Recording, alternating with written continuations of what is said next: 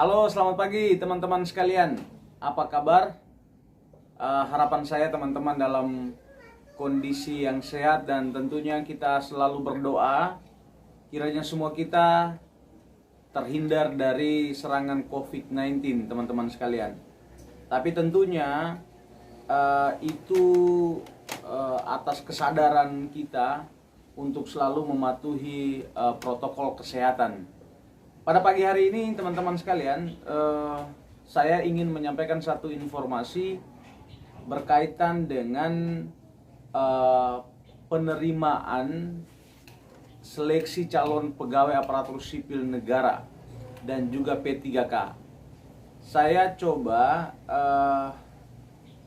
menyampaikan informasi ini berdasarkan pengumuman yang disampaikan oleh pemerintah daerah Kabupaten Flores Timur melalui surat dengan nomor BKPSDMD titik 803 garing 426 garing P titik Datin garing 2021 tentang pengumuman penerimaan calon pegawai aparatur sipil negara di lingkungan pemerintahan Kabupaten Flores Timur tahun anggaran 2021. Jadi informasi yang saya sampaikan ini sumber informasinya itu melalui dokumen surat resmi dari pemerintah daerah ini. Nah, saya tidak menyampaikan seluruh informasi ini, tapi ingin menekankan pada syarat administrasi. Menurut saya, syarat administrasi ini sangat penting teman-teman sekalian. Karena jika teman-teman tidak menyiapkannya secara baik, dokumen-dokumen yang disyaratkan sebagai bagian dari syarat administrasi ini, bisa jadi teman-teman yang punya niat, punya mimpi dan harapan besar untuk bisa lolos seleksi calon pegawai aparatur sipil negara ini menjadi tidak terkabulkan. Karena itu maka yang paling penting yang harus dilakukan saat ini adalah persiapan dokumen untuk administrasi. Memang waktu kita masih cukup banyak untuk bagaimana melakukan pendaftaran, dan oleh karena itu mesti dipersiapkan dokumen persyaratan itu secara baik.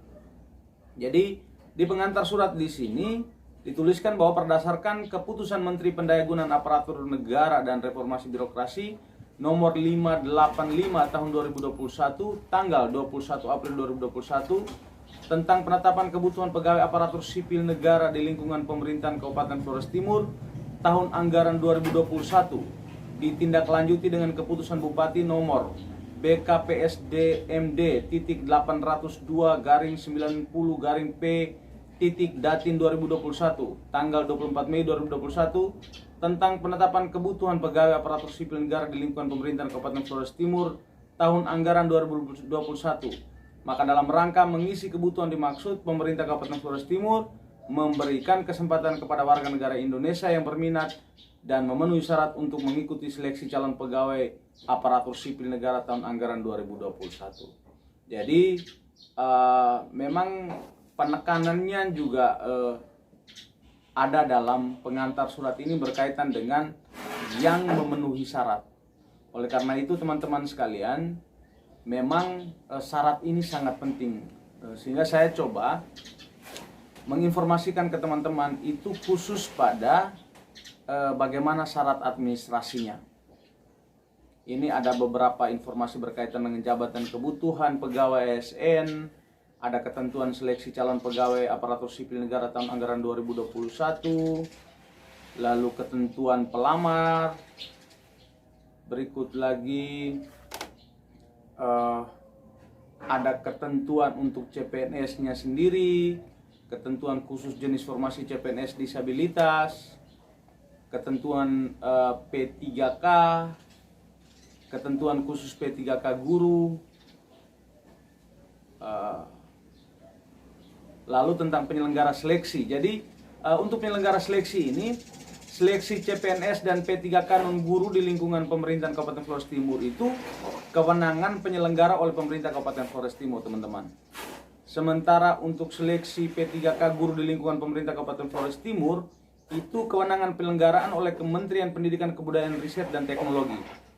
Nah, untuk itu terkait informasi tata cara pendaftaran, persyaratan administrasi, serta pelaksanaan ujian seleksi P3K guru, itu teman-teman dalam surat ini disampaikan bahwa dapat diperoleh melalui portal https://sscasn.bkn.go.id atau juga melalui media lain yang disiapkan oleh Kementerian Pendidikan, Kebudayaan, Riset, dan Teknologi.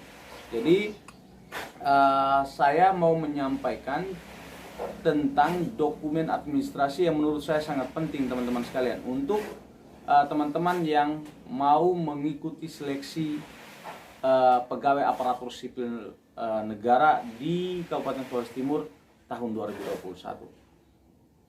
Yang pertama, persyaratan umum. Persyaratan umum ini yang paling pertama, poin nomor 1 di sini adalah scan asli surat lamaran bermeterai sesuai dengan format. Nah, jadi ini dibagi atas 2 bagian. Yang pertama, surat lamaran ditulis dengan rapi dan jelas agar dapat dibaca menggunakan huruf balok yang ditujukan kepada Bupati Flores Timur dan ditandatangani di atas meterai. Nah, itu poin yang pertama teman-teman sekalian ya. Jadi surat lamaran ditulis dengan rapi dan jelas agar dapat dibaca menggunakan huruf balok yang ditujukan kepada Bupati Flores Timur dan ditandatangani di atas meterai. Yang ke B, poin B, surat lamaran ditulis pada 1 halaman dan formatnya harus sesuai dengan contoh format yang disediakan. Jadi contoh format yang disediakan ini nanti teman-teman mungkin bisa akses di BKPSDM di Kabupaten Flores Timur ya, Badan Kepegawaian, untuk mendapatkan kira-kira format yang diminta itu seperti apa. Atau juga nanti kita bisa lihat ada di dalam lampiran surat ini. Kalau misalnya ada, maka bisa langsung teman-teman mengikuti format itu sesuai dengan petunjuk. Kita ke syarat yang kedua teman-teman sekalian. Jadi yang pertama tadi syarat pertamanya scan asli surat lamaran bermeterai sesuai dengan format. Jadi ini menerangkan kepada teman-teman, memberi petunjuk kepada teman-teman bahwa teman-teman pertama menuliskan dulu surat lamarannya, lalu setelah itu kan tulis tangan, setelah itu lalu di scan. Nah, supaya scannya itu utuh dan baik, saya menyarankan pergilah ke rental yang memang menyediakan alat scan. Kadang kita menggunakan scan dari printer kita, biasanya ada yang terpotong atau kurang utuh. Nah, ini dokumen yang penting sehingga saya secara pribadi mengarahkan ke teman-teman untuk kalau bisa scan-nya di tempat scan yang bagus. Yang kedua, scan asli kartu tanda penduduk KTP atau surat keterangan telah melakukan perekaman kependudukan yang masih berlaku. Oke. Ini penjelasannya. Yang pertama, poin A, dokumen KTP yang diupload merupakan dokumen asli dan harus jelas terbaca. Jadi biasanya teman-teman, KTP kita itu karena disimpan di dompet, sehingga nicknya itu jadinya terbaca kurang jelas, agak kabur, atau nama kita juga tertulis tidak jelas, agak kabur. Nah, itu tolong diperhatikan.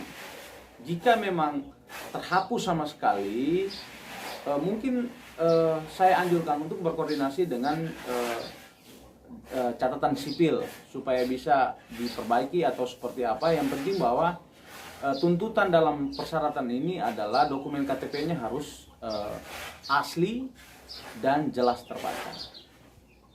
Yang kedua, jika tidak memiliki dokumen KTP ini, maka menggunakan surat keterangan telah melakukan perekaman kependudukan yang dikeluarkan oleh Dinas Kependudukan dan catatan sipil yang diupload harus merupakan dokumen asli dan jelas terbaca serta masih berlaku pada saat melamar. Ini juga tentu harus nanti bisa berkoordinasi dengan Dinas Kependudukan dan Catatan Sipil di Kabupaten Flores Timur. Teman-teman yang belum tahu Dinas Kependudukan dan Catatan Sipil, dari jalur jalan utama Kota Larantuka, pas di pintu masuk SMP Negeri 1 Larantuka, sebelah, kalau kita daerah pertokoan sebelah kanan, maka berhadapan dengan itu di sebelah kiri itu ada jalan masuk. Nah, sebelum sampai ke jalan 3, sebelum belok ke kanan, di bagian kanan itu kantor dinas kependudukan dan catatan sipil. Baik, itu yang kedua. Yang ketiga, scan asli ijazah dan transkrip nilai. Jadi teman-teman sekalian, biasanya kalau kita sudah di wisuda, itu kita dapatkan ijazah dan kita dapatkan transkrip nilai. Dua dokumen ini terpisah. Nah, dua dokumen ini terpisah. Jadi diminta di sini yang pertama, ijazah dan transkrip nilai yang diupload merupakan dokumen asli, bukan berupa dokumen fotokopian, legalisir atau surat keterangan lulus. Jadi teman-teman mengambil ijazah aslinya, mengambil transkrip nilai aslinya, lalu men-scan dua dokumen ini lalu diupload. Jangan scan dari hasil fotokopian atau dari legalisir. Nah, itu. Lalu yang kedua, untuk jurusan atau program studi harus sesuai dengan kualifikasi pendidikan yang dibutuhkan berdasarkan formasi yang telah ditetapkan. Jadi pada informasi lain, formasinya kan sudah ada, sudah ditetapkan. Nah, teman-teman membuat lamaran pada jurusan atau program studi itu memang harus benar-benar linear, cocok dengan kualifikasi pendidikan teman-teman. Ya. Yang keempat, scan pas foto berwarna terbaru dengan latar belakang merah, ukurannya 4x6. Jadi teman-teman sekalian, untuk pas foto ini memang banyak kemudahan juga, kita bisa menggunakan HP, bisa foto dan bisa langsung mendapatkan pas fotonya dengan berbagai ukuran. Tapi saya anjurkan untuk pas foto ini, fotolah di tempat foto yang memang kualitasnya bagus. Jangan sampai menggunakan HP lalu warnanya juga kabur-kabur. Nah, saat uploadnya itu pecah, blur. Nah, ini juga nanti akan sangat berpengaruh teman-teman. Yang kelima, scan asli surat pernyataan teman-teman. Jadi surat pernyataan yang diupload harus merupakan dokumen asli, diketik dan ditandatangani sendiri oleh pelamar di atas materai. Jadi untuk surat pernyataan ini biasanya saya yang bertanda tangan di bawah ini, nama, alamat, dengan ini menyatakan dan seterusnya itu. Jadi dibuatkan surat pernyataannya, diupload itu merupakan dokumen asli. Dokumen asli artinya bahwa dokumen yang memang hasil print outan itu, tidak ada fotokopian baru digunakan. Jadi yang asli gitu. Yang kedua, surat pernyataan yang diupload harus sesuai dengan contoh format surat pernyataan yang telah ditentukan panitia tanpa mengubah kata maupun kalimat pada poin-poin pernyataan. Nah, ini yang memudahkan teman-teman. Jadi cukup menambahkan identitas saja, sementara kata-kata yang lain itu sudah dibuatkan dalam format itu. Yang keenam, asli scan surat tanda registrasi bagi tenaga kesehatan yang dipersyaratkan oleh jabatan sebagaimana sesuai keputusan Menpan RB nomor 980 tahun 2021 untuk CPNS dan keputusan Menpan RB nomor 981 tahun 2021 untuk P3K non guru dengan ketentuan sebagai berikut. Yang pertama, surat tanda registrasi bukan internship harus sesuai dengan jabatan yang dilamar.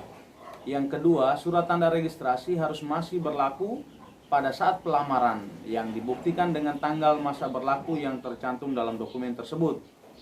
Yang ketiga, surat tanda registrasi yang diupload adalah dokumen asli dan harus jelas terbaca. Yang berikutnya, data kepemilikan yang termuat dalam surat tanda registrasi atau STR harus sesuai dengan inputan data pelamar. Itu syarat administrasi yang teman-teman harus penuhi ya, teman-teman harus penuhi.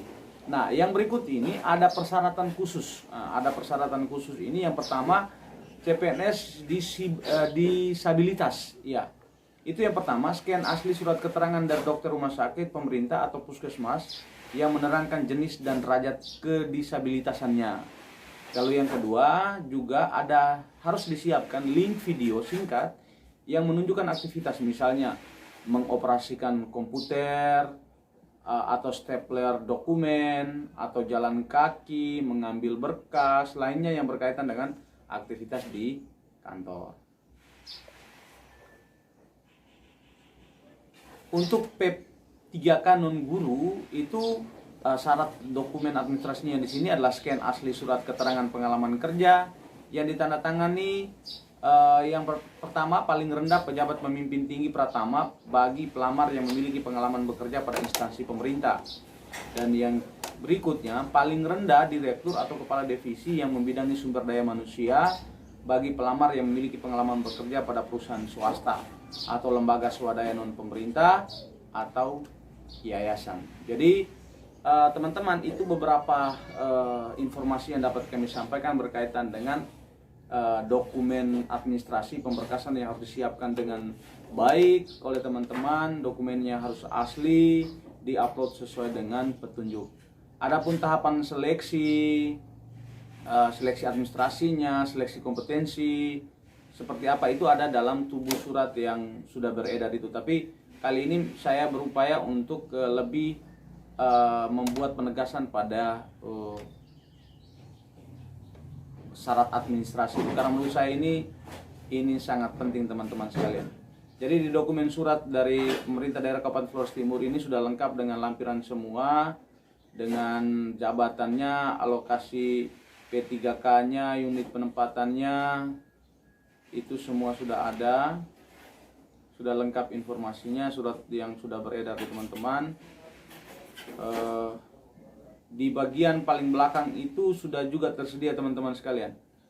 Itu ada contoh surat lamaran, lalu yang berikut contoh surat pernyataan, itu sudah tersedia. Jadi ini informasi yang dapat kami bagikan pagi ini, mudah-mudahan bermanfaat, dan terima kasih banyak bagi teman-teman yang sudah menyaksikan video ini.